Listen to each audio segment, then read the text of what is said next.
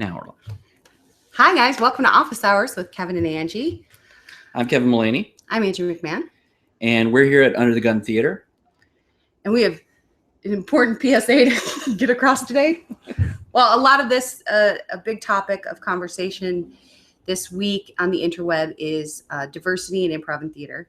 Yeah. Which is something you've blogged about for the last couple of weeks. But there was an article that went around the Intersphere, which was someone saying this is reasons why I am quitting the UCB. Yeah, and I sort of I haven't really been drawn into that discussion yet, but there was at least one blog that linked my blog and that blog as if they're related. They might be, I don't know, but I guess what I wanted, one thing that keeps coming up in these discussions, I did want to address, which is this idea of merit. I had somebody contact me directly. From a theater, not the UCB, not even a theater in Chicago, just saying that it had become a point of discussion in their theater. And he was an African-American performer at this improv theater and was just, concerned about, like, he wants to make sure that when he's cast as something, it's because he earns it and not because he's fitting some quota for diversity that he's ticking off, that all he's doing is ticking off a box. We'll call this hashtag theater so white. Sure.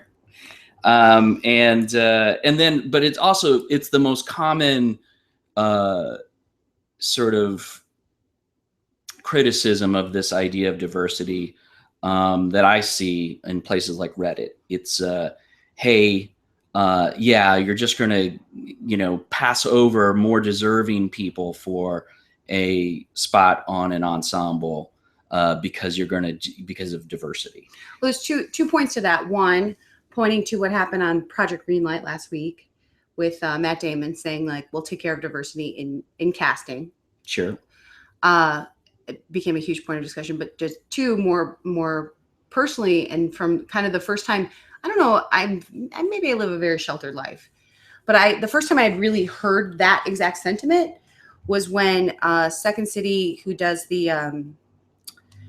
do a kind of a scholarship program now where they're trying to diversify more people of color and voices. And Anthony LeBlanc, the ETC director, was talking and said the first time he got cast on main stage, he felt that he felt like he was being cast to check off a box. Mm-hmm. And he was told, like, no, man, you are here because you earned it. I think it was Dave Pompey that said, like, no, you're here because you earned to be here. They would not just give this to you. Right. And in almost all cases where someone is the first African-American to do X or Y or Z, those people, they fucking earn it. I mean, like, it's in situations where there's a systematic series of roadblocks that make it harder usually for a person of color to get a specific job or to get a specific cast in a specific role. And so you have to be awesome to get to be the first, or to be one of the first people of color to sort of break whatever barrier it is. It's not about that. But I think there's other things at play too. One is this idea that we can rank people when we cast. And maybe what I'd like to do is talk a little bit about how we cast. So sure. When we have auditions for our ensemble, it's like, who do I want to fuck? Cute. No, that's how I don't think about that. But what we do think about, we basically put people in three piles. And I think this is pretty common across the board when people are doing auditions, because you don't have time to to give someone some very precise score of how they did in the audition. You basically put them in one of three piles after the audition. You put them in the no pile, you put them in the yes pile, you put them in the maybe pile. Mm-hmm. Now, depending on the number of people you get for the audition and the number of spots that you have available, most of the time it's been my experience that the maybes it's very rare for someone in the maybe pile to move to the yes pile. Okay. I think we've been lucky to have that experience. In other situations. I think in newer companies and newer people with less experience, it can be it can be tough to make, like, we got 350 people to sign up for our last general audition. So like we were very lucky. We've been lucky in that, and that people are interested in working with us, and that we've had a large, diverse pool of talent that we can pull from. So we had 350 to 400 people audition for us this last time around. We were going to take about 14 or 16, we thought, and in the end, I think we took 18 or 20. Yeah, because we're suckers. Something like we constantly are like, but what about this guy? I really like him. I really like her. So we took less than probably around 5% of the people that auditioned. So it was like 1 in 20 people. And pretty much we had this pile of yes people, and then we were going through that. And within that pile, of course, there's going to be a few people who did so fantastic in the audition. And I guess we should also say that we interviewed then all the yeses. I don't think all the yeses we interviewed. Most of the yeses. A lot of the yeses we interviewed. We've decided for our ensemble that we and this may change in the future, we've decided to not do callbacks, but our second round is to interview people to see what their goals are, what their personality is, would they, line up with what our goals are, what our interests are as far as the growth of the company and the future. Yeah, and how interested they are in being a part of us. We're a new company. We don't want people who are just checking off a box and putting another line on their resume. We want people who know who we are and are excited to be a part of us. So that's part of the interview, is to try and figure that out, like what their interest levels are in us. But it's also we want to get to know people a little bit. You shake out crazy real fast in an interview. But we want to give you an example. Let's say that you're looking at somebody, and it doesn't matter what it is about them, but you're interviewing them and you're talking to them and you're realizing we don't have somebody like this in our company, or maybe we have somebody like this in our company, but we don't. They offer other things that are unique, or they're going to bring something new, basically, to the company. They have a voice that we're not representing. They have a point of view that we're not representing. Right. And it's not simply that somebody is African-American or somebody's Latino or somebody is gay. Because for one thing, people help. But for one thing, people are so different. I mean, I think of, we've had about 56 people in the company so far. We're only a year old. And we've had about 56 ensemble members in total. And I believe 7 of them are either African-American or biracial, maybe 8, whatever. We got a couple of Indian guys.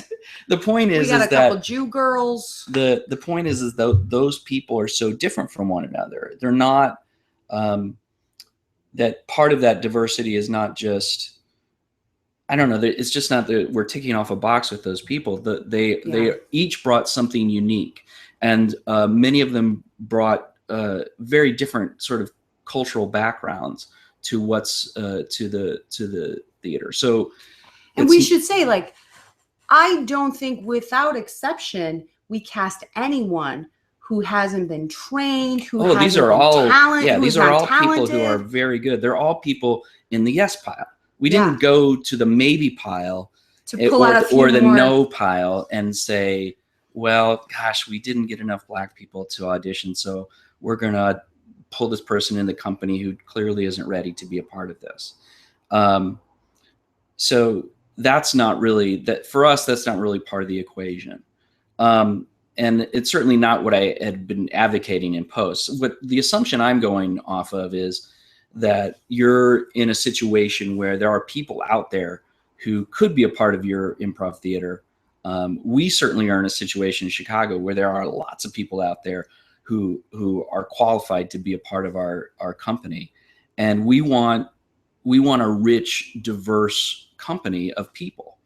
But I want not just a rich, diverse company of people. I want a rich, diverse audience that's coming as well. I want our voice on stage to be a mere reflection of the audience that we're in conversation with. And we have been lucky enough to have some shows that have that have really attracted a rich, diverse audience, and we can tell the difference. There's a real difference when the cast that actually is on stage is a diverse cast. I think people in the audience can relax a little bit when certain subjects come up, or when we had a one experience. It was a fairly negative experience where we had a show, and some issues around race came up, and around mainly rape too. Well, that was part of it too. But the point is that we were trying on stage to make satirical points and to not make the audience uncomfortable, not punch down, as they say. But the fact was, there was no people of color in the cast that night, and it was harder to do that. And there were people who were uncomfortable and offended by what happened on stage and left. And as theater owners, the last thing we want is for people to have a bad time. We want people to have a good time at the theater. And I guess that's what Kevin wants. And part of that, certainly one ingredient of that is when people come to see a show, or even when they go to our show page and look at the menu of choices of what shows to see, that they're going to see shows that they feel like they would be welcome at, and that they would have a good time at. And part of that is representation. That's about representation. But it's also like, here's the thing, when you're I think that the merit question, again, it's premised on two ideas. One is that the best people are white, which is a terrible assumption, especially, it's just a terrible assumption. There's going to be, there are so many talented people of color out there. To say that is a ridiculous thing. But I also think, I think when you're going into casting, to think about, I want to represent a lot of different voices is a different way to go into casting than saying, want the best. Yeah. And the top bastard 20-year-old white dudes, straight white guys in neckties, they're the best. Well, that's always that's the assumption in these people's brains, that they're thinking that the best people must be white. But you're right. Here's another way to think of it. Okay, you're gonna think this is a very nerdy way to look at it, and hopefully it's not offensive too. So there's this game called Hearthstone, and it's a collectible card game. It sounds very racist. And the idea is you have all these different cards available to you, and you're trying to put cards together in combination that make a winning combination. Okay. And there are certain cards, like Cards Against Humanity. No, it really has nothing to do with that. It's a very different Cards Against Humanity. But the point is that there are certain cards that are really powerful, that are really great to have, right? And those cards are white. No, they're not the white cards. But let's say you have one of these cards and you want to put it in your deck of cards. If you put one of those in, it's great to have. If you put two of them in, it's usually great to have. If you put a third in, it starts to be not as helpful. Yeah. And if you have a deck that's full of just this one card, you're almost certainly, there's just no way you're going to win. In order to have a winning deck of cards, you need combinations of different things, and you need people who work well together. And I feel like that's a metaphor for when we're casting, we look at somebody, and if there's three people that we're trying to decide which of these three people are we going to have in the company. Certainly we want them to all be qualified for it, but we're also looking at, does this person bring anything to our company that we don't have already? And if they do bring something different, then that's good. Then we're going to be attracted to that, and we're going to want that in our company, And I think that's not unlike casting a film, right? I've heard people say oh, the lead actor was blonde hair, blue eyes, and I read for the role of the ex-boyfriend, and because I looked too much like him, it was confusing the audience. I feel like that's an overall casting thing of it doesn't always go to the best talent. sometimes those puzzle pieces fill in of like, oh, they look too much alike, or they are the same height, or they're like, It's a combination of things. Yeah, once you cast a certain you cast a certain actor as the lead, well, you can't cast a woman who is 6 inches taller than him to be the romantic or the interest, same age, or this. Yeah, you have to cast someone much younger. So it's a combination of things, and I think especially in the world of improv where you don't have to worry about, like, in other projects, you have to, in order to get diversity for a project, first off, you may have to reach really deep into what scripts you're going to be producing. Mm-hmm. So most of our shows are not scripted. Mm-hmm. And so our ensemble, we don't have to worry about that at all. We want a diverse ensemble and let them bring projects to us. Mm-hmm. I don't know. Yeah. And I think, like, I have a hard time, like, when there was with Elizabeth Gonzalez, there was a project I had kind of said, like, will you she's an outside ensemble member, but a friend of the company. So will you help me kind of cultivate this diversity night? Like 3 nights of diverse voices. Like, maybe we have African-American performers on one night, and we have all LGBT performers on one night, and all women on one night. And, like, maybe we do that. And the more that idea percolated with me, the more it bothered me. It really did. And in the end, we decided, like, to mix it up? Yeah, to mix it up. Instead of being like, this is the night where you hear ladies talk about vages and cats. Like that. I would pay for that. The vagina monologue. What are you talking about? It bothered me. And I wanted to not have to say, like, look at us. We're diverse and we're trying real hard to be diverse. I just wanted to be like, look at us. This is who we are. This is what we do. On any given night, we might have more women than men on stage. On any given night, we might have more than one brown person on stage. And they might be a man or a woman or 2 men, but that's just who we are. I don't want to have to apologize for it or explain it or point it out to you. But at the same time, like, these conversations are coming up. And I said to you the other day, just looking at our website, we have 2 LGBT shows that we're supporting right now. We have 5 shows that are different people of color supported voices. We have an all-female show that's coming up. And it's like, that's just who we are. I don't want to have to, like, say, like. No, and actually the one thing about that is, like, it's much easier. Like, a lot of companies. Get my gither up. There's a lot of companies, I certainly wrote my first post about this as it sounded like a criticism of other companies. And it's more about 2 companies specific. No, it's not. It's not about any specific company. It's because it's an issue that I think affects lots and lots of companies. And there's a couple things about our company that make it easier. And so it's kind of hard for us to preach about it. One is just that we're new. And so if you're a new company and you address diversity as soon as possible in your company, it's going to be way easier to attract a diverse talent and to keep your company diverse. I think if the problem is with a lot of improv theaters is that they tend to start out very male dominated in terms of numbers and in terms of admin. That's just how it starts. What the hell was the fuck that you were doing? I was emptying the bottom of a ketchup bottle. Okay. So there's a lot of guys, and once you already have a theater where you have 100 performers and 90 of them are guys, it's going to be really hard to correct that later in terms of diversity. And it's so much easier if you do it right from the start. The other thing is that the fact that we're not team-based, I think, makes it a lot easier. Yeah.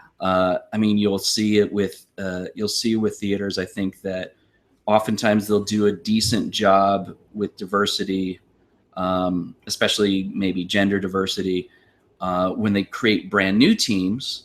But then you look at their veteran teams that have been around for a long time, and often they're down to 1 woman or no women on their veteran teams. And so that's really hard to then, what do you say? Well, you have to now take a woman. That nobody wants to be put on a team for that reason. Yeah, I was forced to be on this very good veteran team because I'm a woman, and they begrudgingly are taking me. Sounds like an amazing experience.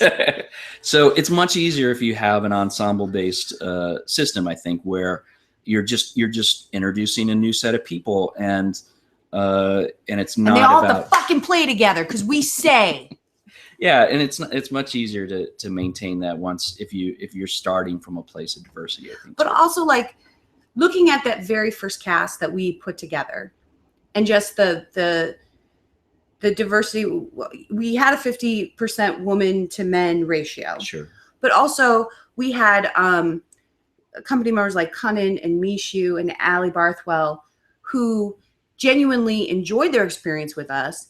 And then when we had our next round of auditions, they were also wonderful advocates for us to bring in more diversity.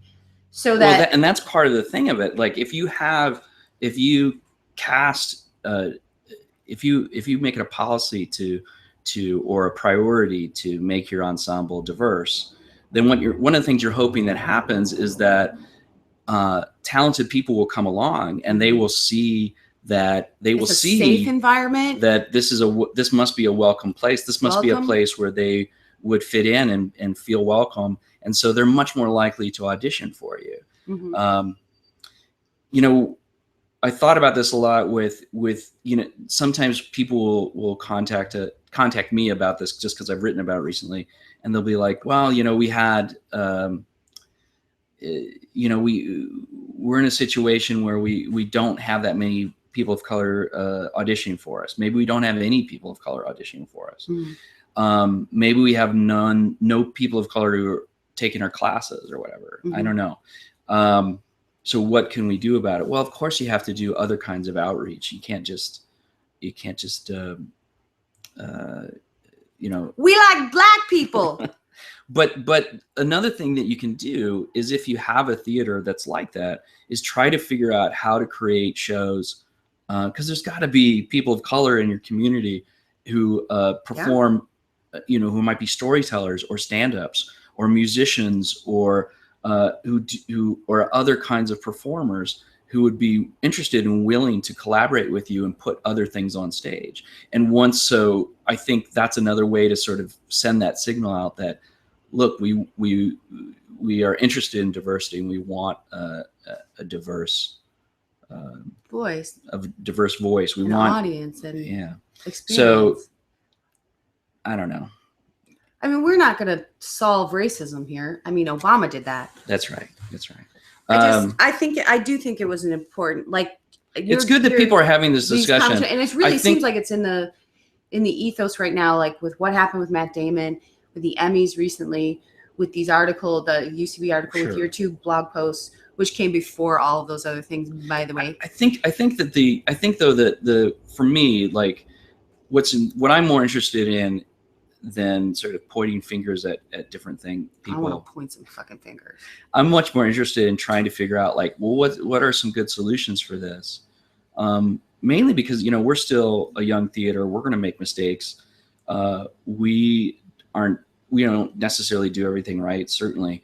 And I'm learning an awful lot from some of the other ideas that I've heard about since I dived into this conversation, that people are saying there's so many interesting, good ideas that people are doing in different theaters that are, addressing this issue. And so, I'm learning, obviously, like I need to listen to those ideas and see what ones work for us, because it's a priority for us. So, and here's the thing: if you have a comment, you want to share a thought with us, do it in the comments. We'd love to hear what you're thinking about this issue. We'd love to hear what you've thought of these ideas that we've brought forth. And if you think that there's something more that we can do, we'd love to hear that. Just leave a comment down in the YouTube. And if you liked this conversation, share it. If you thought we were just fuck you, leave a comment. If you'd like to be my friend, On Facebook. No, in Hearthstone. If you'd like to, just email Plays that me shit and I all the will time. tell you what my gamer tag is. Do we have anything you want to plug? This is the final week for Never Have I Ever. And Porn Minus Porn. Porn Minus Porn. For this run, it's going to come back in December, but if you don't want to wait till December, you better come see Porn Minus Porn this week. It sold out last weekend. Last weekend and the first weekend. Also, Obsessed is closing. That's right. Obsessed is closing on Friday. Will You Accept This Rose is closing on Sunday. It is also closing on Sunday. Then one other thing, we should talk about Josh Johnson. Josh has just been a great member of our ensemble, will continue to be, but he is leaving for New York soon. He is a stand-up, and he is doing, he's an amazing stand-up. He's going to be all famous right quick. Be really, really big. And he's performing in The Attic, a show that he helps produce on Thursday night at 9 o'clock. 9:30. 9:30. It's only $5, right? Yeah, it's only $5. It's only $5. So you really don't want to miss that. And it's his goodbye to Chicago. He's actually giving us his last performance in Chicago, which is just a huge honor because he could do that at the Laugh Factory where he's a member and this is his home, just like we feel he's family and tribe. So check him out. He's awesome. And all right, we'll talk to you probably next week. Oh, wait, did somebody ask a question? No, they did not. Ask a question next time in chat. Yeah.